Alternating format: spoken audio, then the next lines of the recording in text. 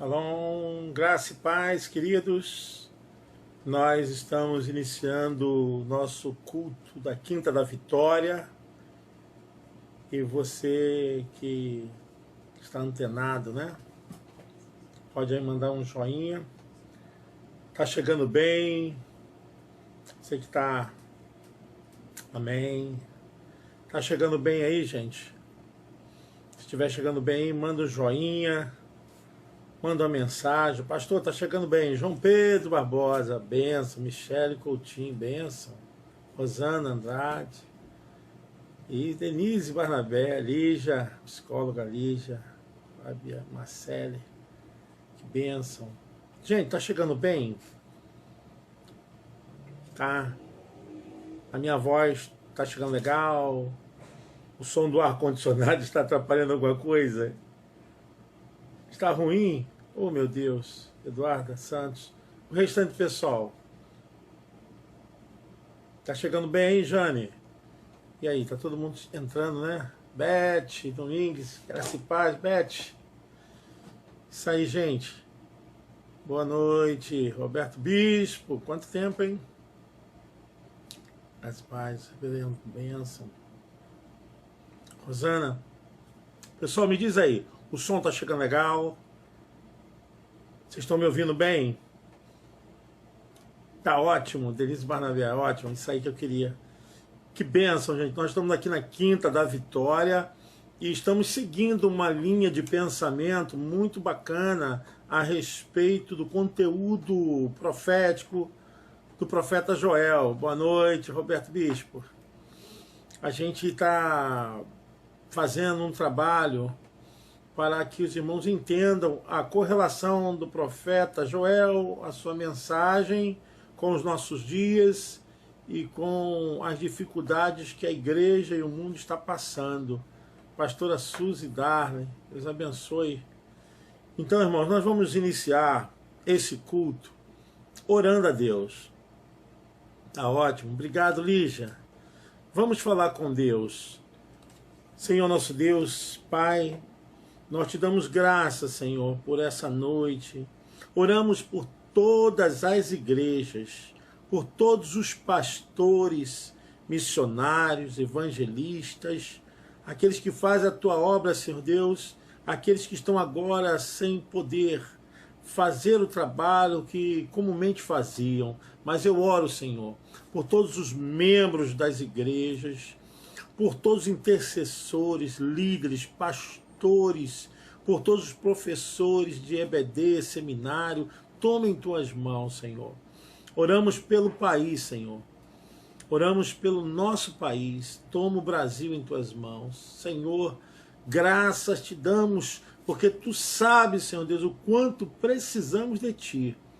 Oramos pelo nosso presidente, oramos pelos poderes constituídos, Senhor Deus, e possam, Senhor Deus, assumir essa responsabilidade de erguer essa nação. Oramos por todas as nações, repreendemos esse mal, Pai, em nome de Jesus. Se você crê, diga amém. Graças a Deus. Micélia, paz. Adriana Alves, Adri, fique na paz, Adri. Viviane, bacana, gente. Daílze, minha esposa, beijo. Isso aí. Gente, vai convidando, faz o seguinte, vai compartilhando, né? Vai compartilhando, vai criando aí uma oportunidade para que essas pessoas possam também estarem assistindo, participando desse culto, né? Nós estamos analisando a profecia do profeta Joel. Ó. Aqui, ó. Estamos analisando a profecia do profeta Joel. Por quê? Tem um tom muito especial em relação a esse momento que nós estamos passando. Semana passada eu fiz uma abordagem do capítulo 1 do profeta Joel. Falei da maneira como Deus usou, tá?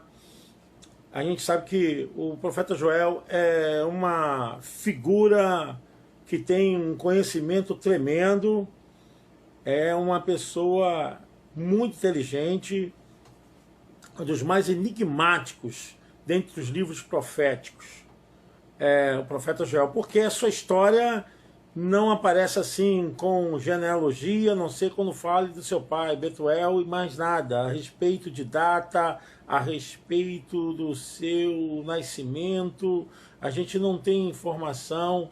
A gente começa a descobrir um pouco da onde foi a região geográfica que ele profetizou, porque existem alguns elementos no próprio texto que nos revelam, né? O profeta Joel, ele é um profeta pós-exílico.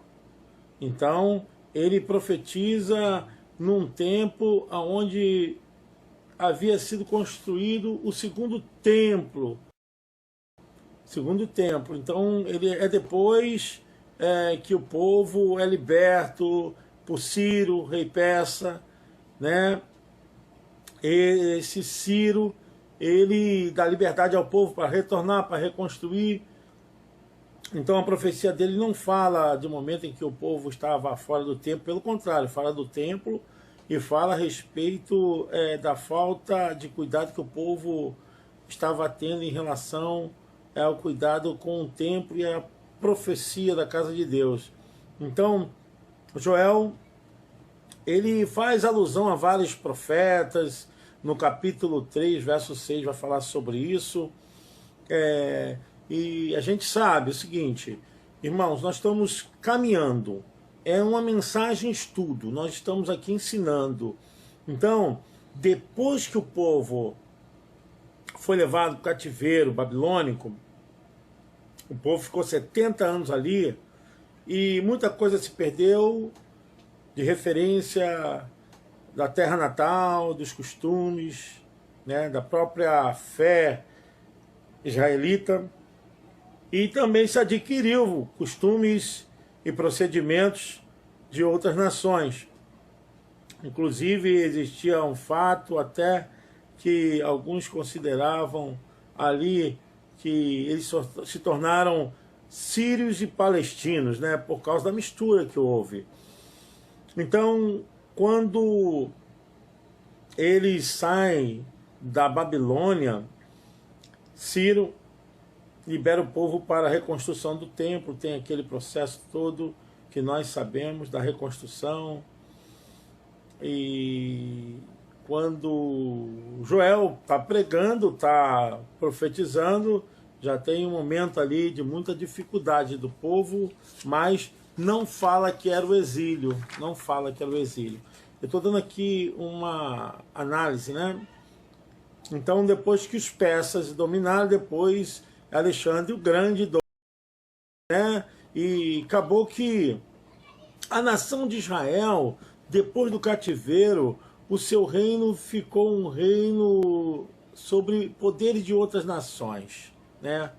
Ficou um domínio de reis que não eram reis propriamente ditos, né? Eles eram reis, mas estavam sob o poder de outras nações. Era um reino vassalo, né? Dependendo sempre de que pudesse assim prestar contas a um outro reino, a um outro poder. Então, depois que o povo entrou para o cativeiro e assim outros reis se fizeram, foram reis vassalos, reis que estavam sempre sobre o poder de outras autoridades. Isso que aconteceu. Então, Judá era um estado vassalo.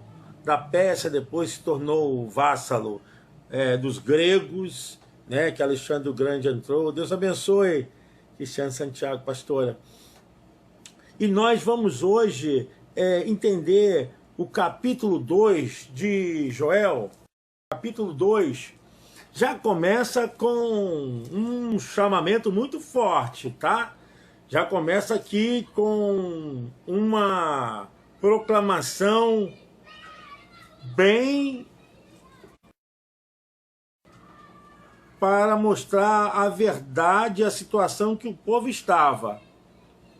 Porque diz assim, tocai a buzina em Sião e clamai em alta voz no monte, da minha santidade.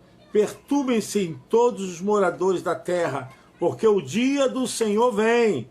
Ele está perto. Dia de trevas e de tristeza, dia de nuvens e de trevas espessas, como a alva espalhada sobre os montes.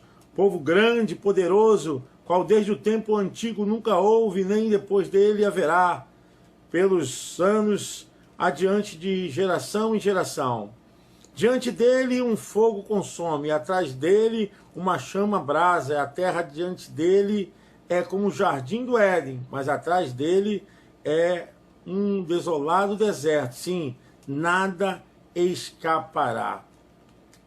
Então aqui a gente tem já uma mensagem que ela reflete a respeito o dia do Senhor. O dia do Senhor. O texto fala que é um dia de angústia e sofrimento. Como Judá estava em dívida com Deus, estava completamente em dívida com o Eterno, por causa de quê, pastor?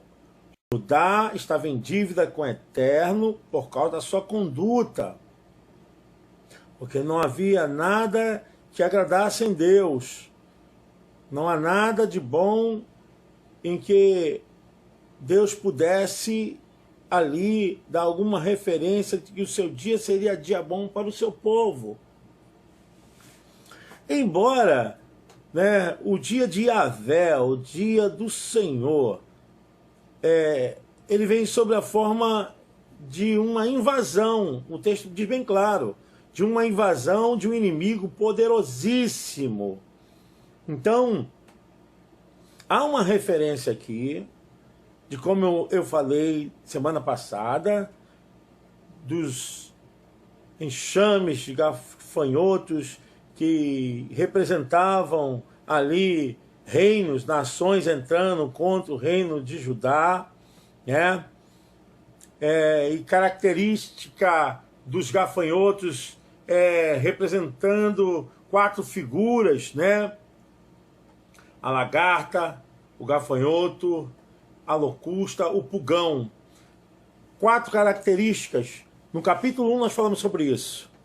Mas essas representações das características dos gafanhotos podem também ser representadas aqui pelas 4 nações que invadiram o povo de Deus. A gente vai ver quem? A gente vai ver os caldeus, os babilônicos, os persas, os gregos e os romanos. Percebem a profecia? Que agora, segundo me parece aqui nesse texto, eu quero que vocês entendam isso. A Bíblia não é um livro simplesmente para a gente ler. A gente precisa ler e entender. Precisamos entender a Bíblia.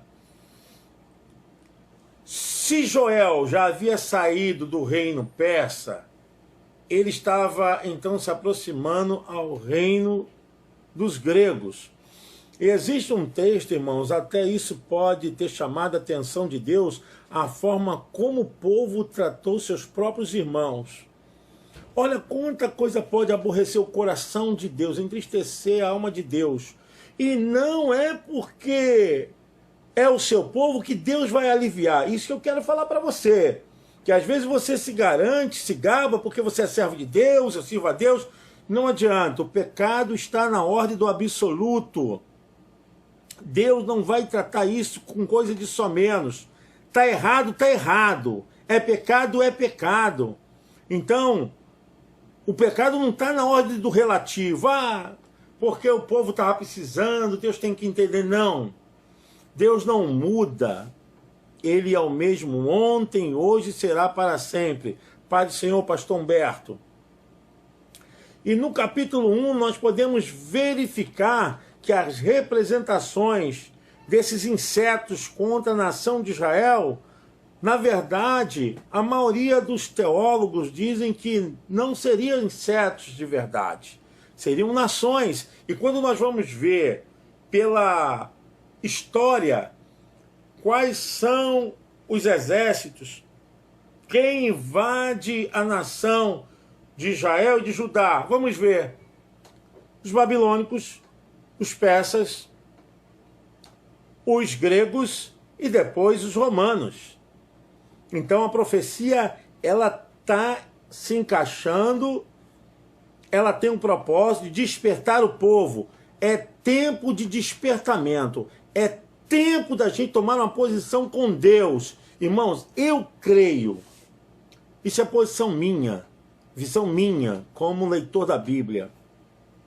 Eu creio, o que está acontecendo no mundo é para despertar as nações, os líderes, as lideranças religiosas, políticas, as lideranças do mundo de transformação, de tecnologia. É um tempo de despertamento, porque Deus é Deus.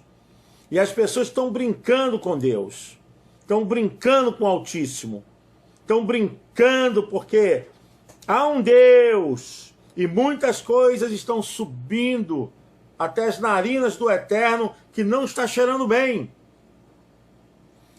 Agora no capítulo 2 a gente vê uma reprimenda fortíssima do profeta contra a nação de Judá, falando, olha, tocai a buzina, clamai em alta voz nos montes da minha santidade. Perturbem-se em todos os moradores da terra, porque o dia do Senhor vem e ele está perto. O dia do Senhor se apresenta com diversas manifestações futuristas e também com um agir de castigo e também de punição. A gente vai ver também que a forma de Deus se manifestar falando a respeito de coisas que não vão passar por ele de qualquer maneira, é considerado como o dia do Senhor. Só que Judá pensou que por ser a nação de Deus, Deus iria aliviar de que isso não recairia sobre ele, não recairia sobre ele, não recairia sobre seus filhos. Esse é o grande engano das pessoas. A nação de Israel, o reino dividido, Israel e Judá, foi realmente uma escolha do Eterno. Deus escolheu. E a gente não vai discutir sobre isso. Deus escolheu. Mas uma coisa é certa. Quando a gente vai ver que esse reino que se divide, que depois a gente percebe que eles não haviam aprendido a respeito de que Deus é o Deus de justiça. Deus é o Deus de equidade, de verdade. E agora, quando o profeta diz sobre o dia do Senhor, paz do Senhor, o dia do Senhor, o dia de Yahvé vem sobre a forma de invasão de um inimigo poderosíssimo, que antes não teve nem depois haveria de ter. Olha que coisa. É uma profecia muito forte. Aqui está falando de reinos invadindo o reino de Judá. Dia de treva e de tristeza, dia de nuvens e de trevas espessas, como a alva espalhada sobre os montes, povo grande e poderoso. Olha só, hein? Qual desde o tempo antigo nunca houve, nem depois dele haverá, pelos anos adiante, de geração em geração. A gente vê nitidamente aqui que no passado era costume dos deuses, né? E principalmente do nosso Deus, do Eterno, se manifestar sobre os montes. Existe uma coisa que a gente conhece, que é a teofania, que é a forma física visível de Deus se manifestar através de manifestações físicas. E acontecia muito isso, era muito comum o povo ter uma relação com Deus através das suas crenças. E eles criam. Quando no topo do monte, no cume do monte, havia nuvens escuras, trovões, relâmpagos, era Deus falando. Isso é antigo. Deus se revela de acordo com os costumes dos povos, como eles creem. E a gente vê que a mensagem do profeta Joel, ele alude justamente àquilo que o povo já estava acostumado a sentir Deus, a ver Deus através dos montes, trovões, nuvens escuras, relâmpagos. Abençoe, Ricardo. Muito bom lhe ver, tá?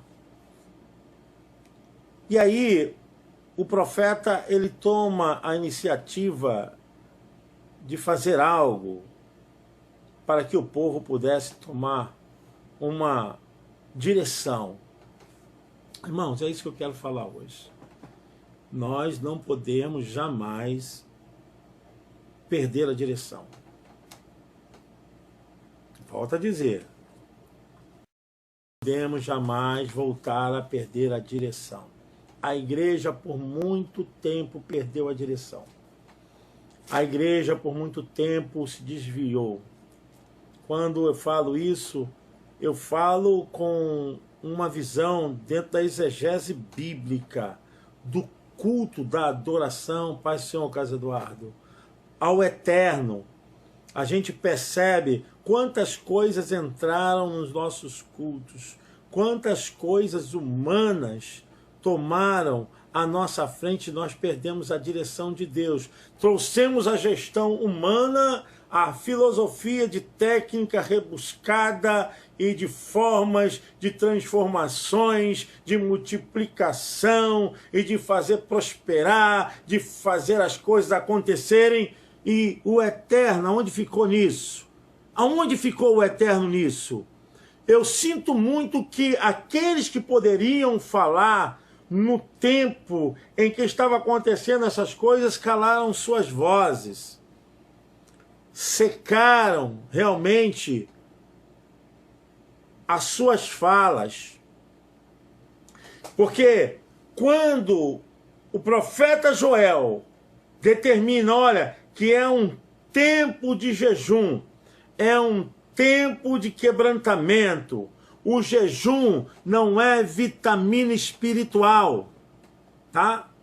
Jejum não é algo que vai anestesiar o sangue da sua alma. Não é complexo vitamínico divino. Paz do Senhor, Silvia. O jejum é dia de tristeza. Jejum significa sentimento de tristeza, de reconhecimento, de pecado. Jejum significa dependência de Deus, refazer, resignificação dos pensamentos. Deus abençoe. E aí é isso que o profeta fala, olha, vem dias difíceis, mas o povo estava acostumado, né? De subir aos montes, ver nuvens escuras e ver trovões, relâmpagos. É Deus falando, é Deus com a gente. Mas só que esse dia do Senhor, dia de trevas, nuvens escuras, de relâmpagos, não era para dizer que o povo estava fazendo certo, não estava buscando como Deus queria. O povo estava completamente fora daquilo que Deus queria, fora do padrão. E o profeta começa a organizar. O versículo 15 do capítulo 2, vai nos acompanhando porque o texto é muito grande, né? Capítulo 2, versículo 15 diz assim: tocai a buzina em Sião. Sião significa Jerusalém, né? Santificai jejum, proclamai um dia de proibição. Congregai o povo, santificai a congregação, ajuntai os anciãos, congregai os filhinhos e os que mamam. Sai o noivo da sua recâmara. Ele não podia mais estabelecer esse ritual de ficar sem trabalhar e ficar cuidando só da sua esposa. E a noiva do seu tálamo. Chorem. O verso 17. Os sacerdotes, ministros do Senhor, entre o alpendre e o altar. Quer dizer, entre a entrada do templo até o altar. Olha o que aqui diz. E digam, poupa o teu povo, ó Senhor, e não entregues a tua herança ao opróbrio, para que as nações façam escárnio dele. Porque diriam entre os povos, onde está o seu Deus? Gente, vamos analisar isso com calma. Vamos ver isso aqui. Bom, primeiro Deus já havia se manifestado desde o Antigo Testamento. Lá em Êxodo fala sobre isso, que Deus era o Deus dos montes, que nas trevas, nos relâmpagos, nas luzes, Deus se manifestava e o povo se acostumava com isso. O povo já havia se habituado com esse tipo da teofania de Deus. E agora Deus diz a respeito da sua manifestação da mesma forma do passado. E o povo achou que Deus estava conivente com eles. Olha, Deus vai fazer isso, então nós não estamos tão mal assim, não estamos assim tão errado com Deus. Mas aqui há um certo tipo de manifestação de graciosidade que o profeta Joel usa. Ele usa uma duplicidade da mensagem para fazer brincadeira. Na visão de que ele fala de maneira séria coisas contraditórias ao povo. Quando eles pensavam que isso seria que Deus estivesse aprovando, na verdade Deus estava rejeitando. Deus abençoe, Marco Aurélio. Saudade, meu amado. Deus abençoe você e sua esposa. E era uma forma de Deus fazer brincadeira, porque o livro do profeta Joel é uma profecia poética. Ele brinca com as palavras, ele brinca com os jargões, ele trata isso um certo tipo de desdenho, né? Ele está aqui com uma ironia poética, né? Então, quando o povo pensava que fosse Deus se alegrando, o Eterno se alegrando com eles, na verdade era uma forma de ironia, sarcasmo, profético, poético, de Joel. Olha, Deus está falando, eu vou manifestar nos montes, vai ter fogo, vai ter relâmpago. Então eles falam, opa, vou estar nesse culto, vai ter coisa boa. Opa, Deus está conosco. É um gracejo do profeta Joel. Deus estava, na verdade, condenando, Deus estava apontando o erro do seu povo. E a gente vê que o profeta diz, olha, é tempo de organizar um jejum. É tempo de tomar a direção. A coisa está pegando um caminho que está ficando difícil. Irmãos, é justamente sobre isso. E eu não quero aqui ser melhor, não quero dizer que em mim está aqui acabando com todas as exegeses de entendimento. Não, nós estamos aqui para analisar a palavra do Eterno. Estou dizendo aqui como nós podemos aplicar essa mensagem do profeta Joel aos nossos dias. As pessoas estão vivendo de qualquer maneira diante de Deus, acham que podem fazer o que querem e que Deus estaria de uma forma aceitando, e falta de responsabilidade e compromisso, e a palavra de Deus sendo comprometida com pessoas que não têm realmente afinidade, nem conduta para viver na presença de Deus eterno. Aí acontece como isso, é ironismo profundo, né? É gracejo do profeta Joel.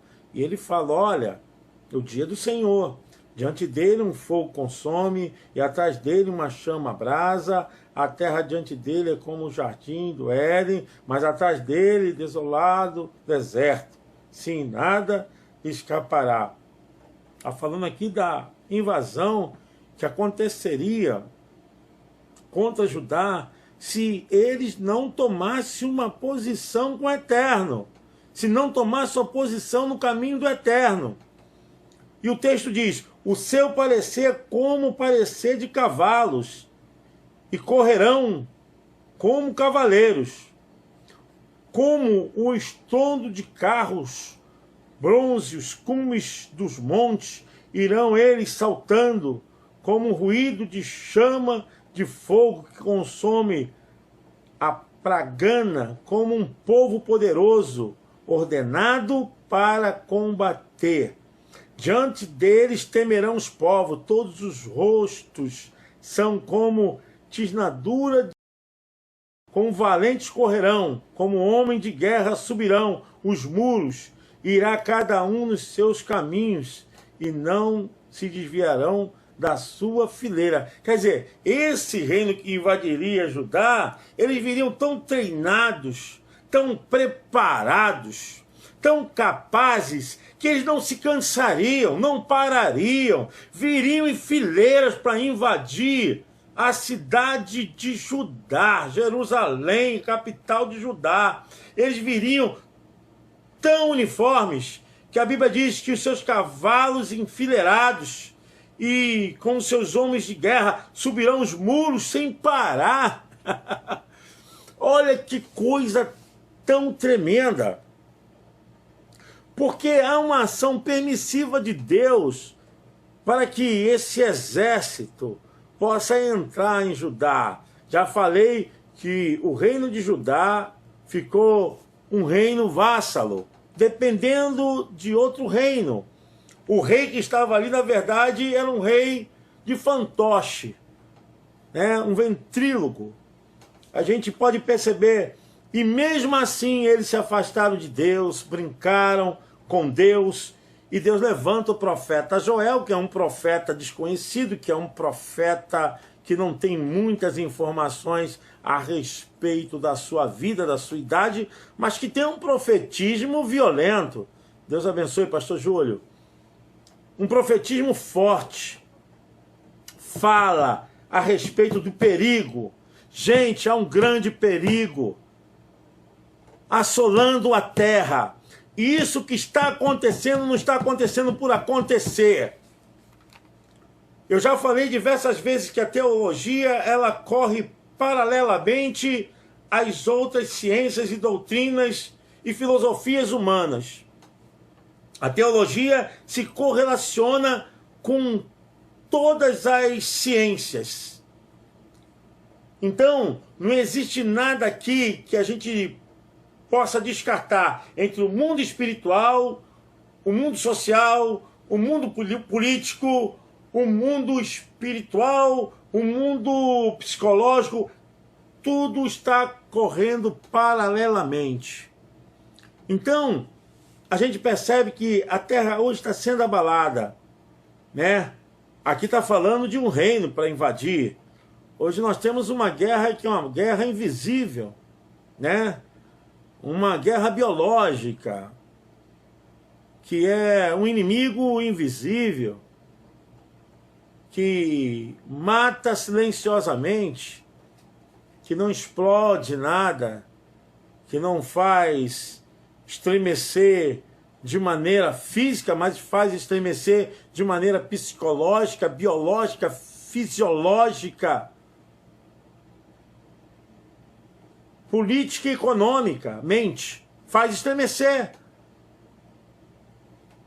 Povo de Deus, vamos despertar. A grande verdade é essa. Por que Joel pede o povo para jejuar? Porque o jejum não é para festa, o jejum não é vitamina divina, o jejum não é algo que vai nos dá uma suplementação espiritual, nada disso. O jejum é tristeza, é dor, é reconhecimento, é dependência de Deus, gente. Deus abençoe, Cid. E a Bíblia está falando, olha, esse exército que vai entrar em Judá, ele vai arrasar. São tão poderosos que não vão parar de lanchar, nem para dar água e comida para os cavalos. Vão subir os montes e vão subir como se fosse ateando fogo. Atrás dele, aonde eles passam, só fica horror, desolação, tristeza. Gente, vamos prestar atenção para o que está acontecendo. Vamos prestar atenção para o que está acontecendo, gente. O que está ficando atrás de nós é só desolação, tristeza. É hora da igreja, do Senhor, se levantar. É hora de nós assumirmos uma posição, e essa posição não é uma, senão essa. Santificai, ajuntai o povo para um jejum. O jejum, não propriamente a visão do jejum ritualístico, né? Do jejum numa forma de achar que o jejum tem solução. Mas o jejum que Deus estava pedindo ao povo era o jejum que trouxesse tristeza pelos seus pecados, consciência dos seus erros. É que o povo pudesse tirar dentro deles aquele mal, aquele amargor, aquela destruição que estava afetando a relação do povo com Deus.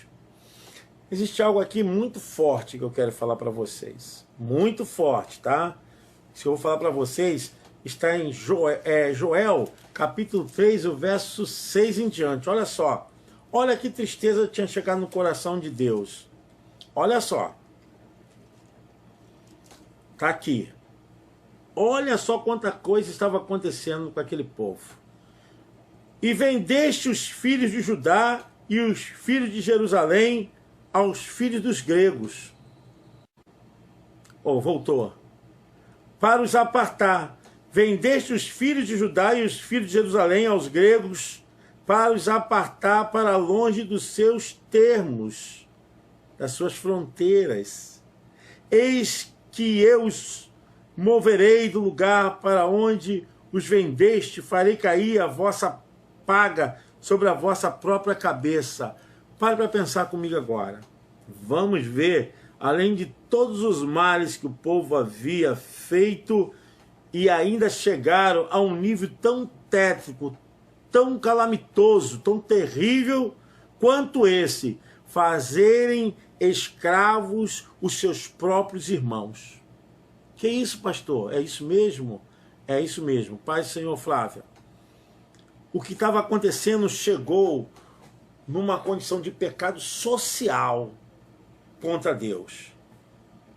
Porque Deus não se agrada desse tipo de gesto, dessa maneira nefasta, envergonhosa das pessoas se comportarem, pegando seus próprios irmãos, compatriotas, fazendo-os de escravos e venderam para os gregos.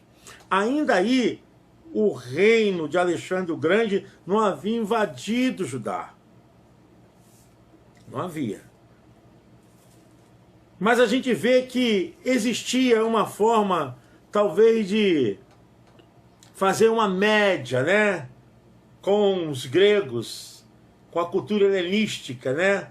Eles fazendo uma média para tentar serem simpáticos da fúria, da tirania de Alexandre o Grande. Gente, olha só que pecado social. Se existe uma coisa que pode mais agravar o coração de Deus, é uma maldição. Isso é maldição. Isso aqui é maldição. Judeus, eles foram subjugados pelos seus próprios irmãos, pelo seu próprio povo. Você vê, o povo de Deus vendendo os seus compatriotas para um povo pagão, para um povo idólatra.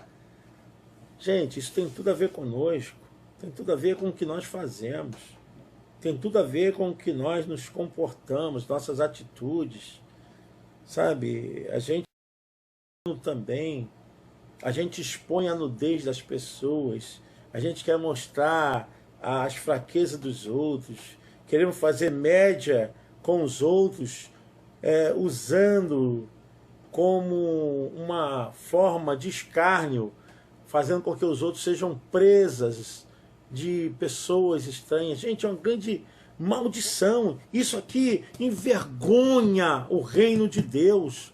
E se envergonha a palavra de Deus. Aí eles venderam. E Joel aqui fala dos seus pecados. Joel, ele põe o dedo na ferida e cutuca, cutuca, cutuca e faz sangrar. Vai sangrar, né? Porque o destino do povo era terrível. Quando eu olho para o texto de Joel, eu vejo hoje vejo as nações, mas vejo também o Brasil, vejo também a posição da igreja profética, se todos nós hoje pudéssemos exercer o caráter de Joel, pudéssemos exercer a visão profética de Joel, para que o Espírito de Deus realmente possa quebrar essa envergadura do Satanás que pairou, né? E agora pousou sobre a igreja do Deus eterno. Por isso que o jejum faz uma nova ortodoxia, visão e prática de adorar a Deus. Gente, vamos parar com esse culto pagão. Vamos parar com esse nosso culto que vem a trazer o egocentrismo, a vaidade. Eu tenho realmente estremecido porque os nossos cultos se tornaram em shows. Não se pregam mais a Bíblia, não se falam mais de que a justiça de Deus vai chegar, de que o homem é pecador, que ele precisa largar o pecado. Ou só se fala de prosperidade, de multiplicação, só se fala de ser bem-sucedido, só se fala a respeito de como locupletar a vida em todos os níveis, só se fala de granjear, de palmilhar essa terra, mas não se pregam mais a palavra. Eu creio que Deus também está aborrecido com a igreja desses dias. Com nós pastores, eu me incluo também nisso, com mensagens motivacionais e que tiramos o espiritualismo para colocar o humanismo dentro das mensagens. Não é o que eu penso, não é o que você pensa, é o que está aqui, ó, na palavra de Deus, meu irmão. Aí o profeta Joel traz a realidade de uma visão escatológica terrível. Pai do Senhor, ordena aí. E o texto diz bem claro que esses povos que invadiriam a cidade de Judá, a nação de Judá, a cidade de Jerusalém, eles correriam todas as cidades de Judá. Correriam todas as cidades, pelos muros, subirão pelas janelas, entrarão como ladrão. Verso 10 diz, diante dele tremerá a terra, abalar-se-ão os céus, e o sol e a lua se enegrecerão, e as estrelas retirarão o seu esplendor. Verso 11 diz o seguinte, e o Senhor levanta a sua voz diante do seu exército. Olha só, nessa hora de fazer justiça, de fazer uma ação punitiva, de trazer o seu povo para novamente estar na direção certa, Deus chama o povo pagão de seu povo. Pô, pastor, como é que pode? Deus é soberano, Ele usa quem quer. Se é uma ação permissiva, se isso vai atingir os seus objetivos, quem somos nós para questionar Deus? O texto diz bem claro, ó, o Senhor levanta a sua voz diante do seu exército. Não está falando aqui o exército de Judá, não. Está falando aqui do exército que iria invadir a nação de Judá. Pai, Senhor Jailton, Deus abençoe, Adailton Santos. Então, como é que Deus faz isso? Irmãos, nós temos que entender que a verdade de Deus, ela pode ser exercida de diversas formas. Nós não vamos discutir a forma como Deus trabalha, mas a verdade com qual Ele é e vive e atua. Isso sim, a forma como vai ser Deus agindo, a gente não vai entender, mas a verdade é dele. E a verdade estava justamente atingindo o seu povo. O Senhor levanta a sua voz diante do seu exército, porque muitíssimos são os seus arraiais, porque poderosos e executando a sua palavra, porque o dia do Senhor é grande e muito terrível. Quem poderá sofrer? Ainda assim, agora, como diz o Senhor, convertei-vos a mim de todo o vosso coração. Olha-se, há um apelo. Há um pano de fundo profético terrível aí, de invasão, de um exército que ninguém pode segurar, que nunca houve, nem depois dele haverá. Um exército sob modo que divide tempos, gerações, e que vai visitar, esquadrinhar os quatro cantos de Judá, em todas as casas, e entrar pelas janelas, muros, nada vai impedir esse exército. A coisa é séria.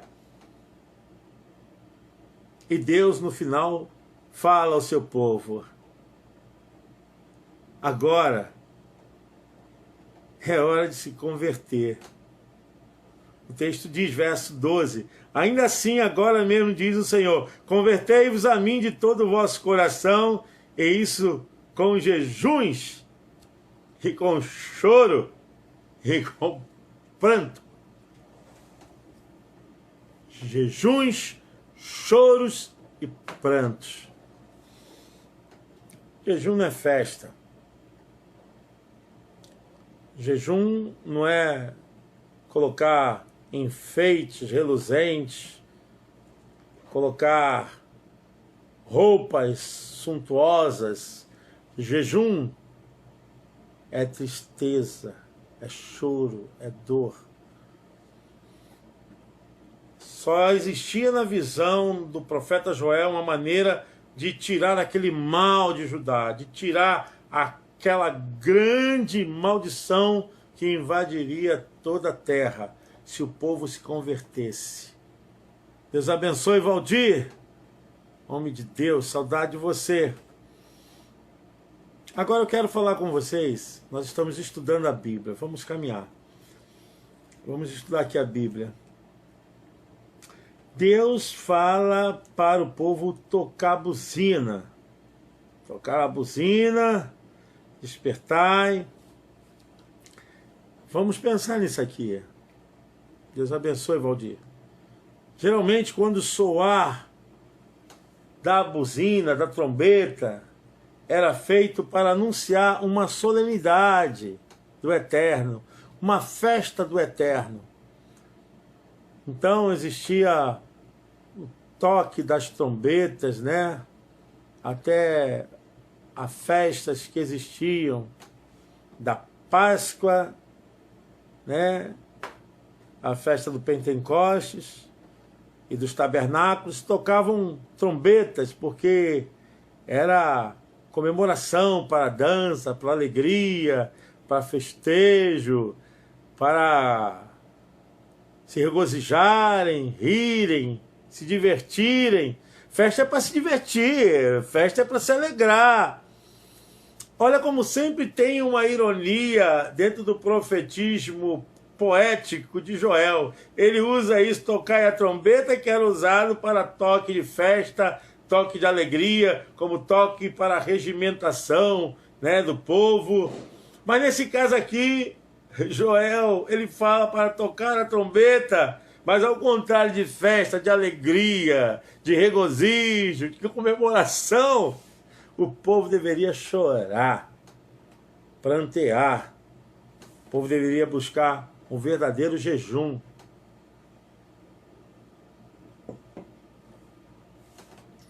O povo deveria buscar uma consciência que pudesse realmente expor uma verdade diante de Deus, uma verdade diante do Eterno. E aqui, especificamente, essa trombeta não era para anunciar solenidade, não era para anunciar nenhum tipo de festa ao Eterno, né? Contudo, há aqui uma inversão dessa cena, como eu falei para vocês. Uma vez que a trombeta não vem anunciar tempos de paz e de comemoração, nem tampouco de vitória, muito menos tempo de alegria. Pelo contrário, a trombeta aqui, ao contrário de tudo, é soada para a guerra. Guerra de invasão, com o objetivo de advertir que viria tempos calamitosos, tempos difíceis. O texto diz que é dias de trevas, dias de utilizar agora um espírito quebrantado, convertido para o Deus eterno. O verso 14 diz assim: quem sabe se voltará e se arrependerá e deixará após si uma bênção em oferta de manjar e libação para o Senhor vosso Deus. Tocai a buzina em Sião, santificai um jejum, proclamai um dia de proibição, congregai, santificai a congregação, ajuntai os anciãos, congregai os filhinhos, e os que mamam saiam, um noivo da recâmara e a noiva do seu tálamo. É um tempo em que ninguém pode ficar distraído. É para despertar desde o que mama no peito da mãe até o velho mais cansado que precisa ser carregado para se tornar congregável a buscar ao Senhor. Glória a Deus. Gente, a coisa é tão séria que não poupa ninguém. Nem criança que mama no peito, nem velho que está cansado e precisa ser carregado, nem gente que se acha indisposta, nem pessoas que se sentem com mau humor. Agora é para arrancar todo mundo, até os noivos que tinham licença para ficar por um ano junto com sua noiva. Sai da recâmara, sai dos seus aposentos. Isso aqui é para despertar a igreja. Para despertar a igreja. Existe uma nuvem de comodismo, existe uma nuvem de pregação que já ultrapassou as narinas de Deus. Mensagens que não trazem nem aludem qualquer fundamento, embasamento bíblico, não tem fundamento e nem raiz de conteúdo da palavra. A gente está vivendo um tipo de evangelho totalmente de coxa de retalhos. Cada um faz do seu jeito, cada um transforma seu ministério de qualquer jeito. Não existe uma unificação, não existe uma forma densa dentro das Escrituras. E se trata hoje ministros, e se trata hoje qualquer um que sobe ao altar, desde que sabe dar glória a Deus, pular e dar pulinho, pronto. Estão assumindo ministério. É triste ver isso. É triste ver essas coisas. Mas o dia do Senhor é tenso. O dia do Senhor vem para vingança. É a vingança do nosso Deus. Para curar, para tratar desse mal dentro de uma visão com a expertise bíblica, com uma profecia da Bíblia. O povo tem que se converter, meu irmão. Ninguém tirou da igreja, não. Ninguém tirou de ministério, não. Ninguém fez você largar. Ah, pastor, eu deixei porque eu me cansei.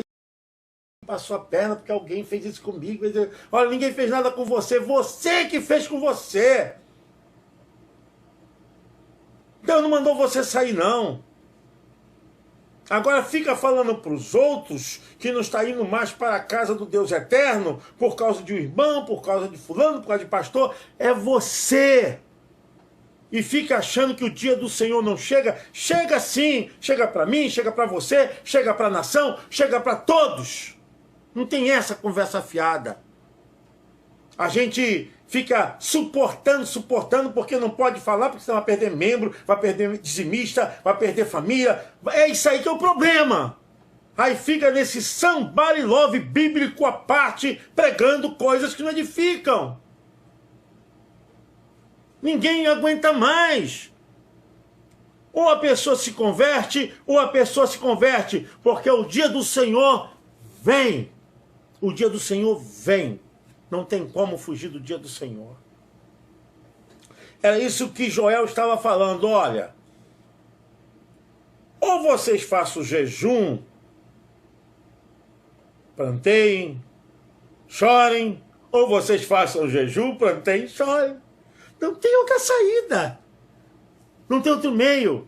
É o jejum da consciência, da introspecção, da quebra, dessa envergadura que está na mente, sendo quebrado, essa envergadura maligna, e deixar o Espírito do Eterno entrar e dominar, amolecer a tua alma, amolecer o teu espírito, amolecer a tua vida, porque nada nesse mundo pode locupletar a alma humana, nada nesse mundo pode preencher a vida de um homem de Deus, de uma mulher de Deus. Tudo mais que nós possamos somar nessa vida vai fazer realmente um adeno para as nossas vidas, mas nunca isso poderá tomar o lugar do Deus eterno. Todas as sanções, todas as coisas que nós estamos dominando e por isso nos sentimos fortalecidos, poderosos, jamais poderá tomar o lugar de Deus. Você pode granjear títulos, você pode granjear medalhas, você pode granjear qualquer tipo de honrarias, e isso faz bem para esse tempo, para essa vida que nós temos aqui, mas isso não tem nada a ver de coisas espirituais. Tem nada a ver com aquilo que Deus pode te dar. O texto diz bem claro, no versículo 12 de Joel, diz o seguinte: ainda assim agora mesmo diz o Senhor, convertei-vos a mim de todo o vosso coração, e isso com jejuns, e com choro, e com pranto. Glória a Deus. E a gente sabe muito bem que a profecia de Joel, ela tem uma indicação local, e depois ela tem uma indicação atemporal, que ela serve para todos os tempos, para todos os momentos. É aquele tipo de coisa, o Senhor julga todas as coisas, o Senhor é juiz em todos os tempos, como se fosse assim. A profecia de Joel, ela tem uma visão que é local, mas também tem uma visão que é universal. Quando ela fala a respeito do dia do Senhor, e dos perigos que podem estar bem perto daqueles que estão agora se apartando do Deus eterno. O versículo 23 diz: E vós, filhos de Sião, regozijai-vos e alegrai-vos no Senhor vosso Deus, porque Ele vos dará ensinador de justiça e fará descer a chuva, a temporã e a seródia no primeiro mês. Né? Existe aqui uma promessa, porque no primeiro capítulo nós falamos que a terra estava amaldiçoada, a terra estava seca, os animais morrendo, as pessoas perdendo tudo, né? O campo seco, existia uma praga sobre todo Judá, e a casa de Deus havia se fechado porque não existia mais oferta para o altar. Mas há uma profecia, glória a Deus, há uma profecia. Eu profetizo para a nação brasileira que vem abundante chuva, a temporã e a seródia. A chuva de verão, a chuva de inverno, vem a chuva do eterno sobre a nação brasileira. Se o povo buscar o Senhor, se o povo se humilhar, se o povo jejuar, se o povo buscar a face do Senhor, Deus vai transformar essa maldição em bênção. Glória a Deus, dá um glória aí, meu irmão. Glorifica o nome do Deus eterno. Eu creio. Por isso que eu falei que eu vou examinar as profecias de Joel e correlacionar aos nossos dias. Glória a Deus, Valéria. E aqui nós podemos ver que o povo deveria buscar a face do Senhor. Eu quero encerrar, irmãos. O versículo 24 diz: E as eiras se encherão de trigo, e os lagares transbordarão de mosto, de óleo. Restituir-vos-eis os anos que foram consumidos pelo gafanhoto, e a locusta, e o pulgão, e a oruga, e o grande exército que veio contra vós. E comereis fartamente, ficareis satisfeitos, e louvareis o nome do Eterno, o vosso Deus, que procedeu para conosco maravilhosamente, e o meu povo não será mais envergonhado. Glória a Deus. E vós sabereis que eu estou no meio de Israel, e que eu sou o Senhor vosso Deus, e ninguém mais, e meu povo não será envergonhado para sempre. Olha aqui, palavra tremenda, eu chego a me arrepiar aqui completamente. Aqui nós podemos ver que há uma mudança, há um vislumbre diferente. Nós podemos ver que há um clarão de esperança. Pode se transformar em misericórdia. A justiça de Deus pode se transformar em grande bênção. A catástrofe pode se transformar em grandes mudanças e transformações, atingindo os níveis mais poderosos para modificar uma profecia contrária e trazer bênção sobre nós. Irmãos, devemos aceitar a palavra de Deus, devemos aceitar a mensagem de Deus. É pertinente essa mensagem para esses dias. É pertinente essa mensagem para esse tempo de coronavírus. É pertinente essa mensagem para esse tempo de crise econômica, crise política, crise social. Olha que nós estamos vivendo o tempo de Joel. Estamos vivendo o tempo de Joel. É pertinente essa palavra que Deus está falando. Eu vou salvar vocês das crises. Amém, irmão João? Eu vou salvar vocês dessa maldição. Vocês podem dizer amém? Meus queridos irmãos, nós vamos caminhar ainda. A escritura cristã, o livro de Joel tem 3 capítulos.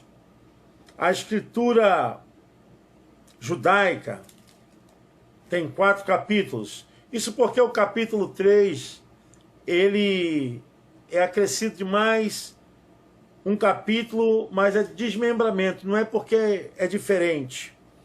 Quem tem a Bíblia Nova Jerusalém, Joel tem 4 capítulos, porque tem a visão das Escrituras judaicas. Nós vamos estudar próxima quinta-feira, olha. Próxima quinta-feira nós vamos analisar o quê? O último capítulo. Aqui, ó. Capítulo 3. Depois disso nós vamos estudar com o profeta Zacarias. Deus abençoe sua vida, guarde. Pastor, como é que eu faço para ter esse estudo? Eu posso te mandar, tá?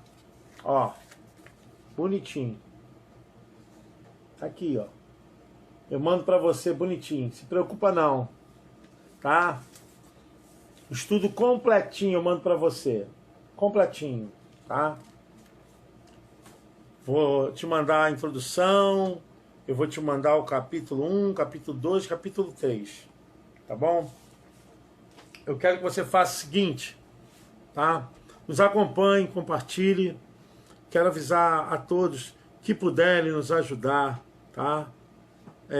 Com sua oferta, a sua doação sempre é muito bem-vinda. Deus abençoe. Você poderá fazer isso diretamente na conta da igreja. Vai ajudar a igreja. Hoje mesmo eu estava distribuindo algumas cestas básicas na casa de alguns irmãos necessitados, né? Nós não podemos atender a todos, é muita gente, a nossa igreja não tem esse poder. Deus abençoe a Celi. Mas nós estamos ajudando. Eu fico feliz da igreja poder estar fazendo isso. Estamos distribuindo cestas básicas, mas precisamos da sua ajuda. Você que pode nos ajudar, se você quiser ofertar, sabe, a conta da igreja está aí. Você pode falar direto com o próprio tesoureiro da igreja. A igreja de Nazareno é uma igreja de muita lisura financeira, uma igreja muito responsável, que presta conta todos os meses. Então, você que está nos visitando, que quer abençoar a igreja, dê sua oferta, nos ajude, será muito bem-vinda para manter a casa de Deus, em nome de Jesus. A respeito do estudo, tá? Não se preocupe, não se preocupem, tá bom? Não se preocupe, eu vou mandar para vocês quando eu encerrar. Vou mandar para vocês em PDF, vou mandar para todos vocês, sem problema nenhum. A Bíblia diz: de graça recebeste, de graça devemos dar, tá?